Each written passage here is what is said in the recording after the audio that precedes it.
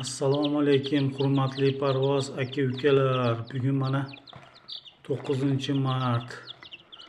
Ro'zani 9-mart kuni.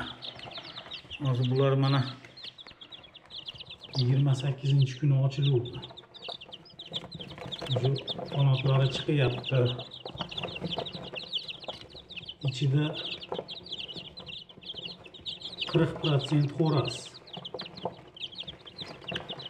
Hozir mana bu Samarqandni starti. Samarqand start. Mana bu tuxumni oqi. Shular beriladi.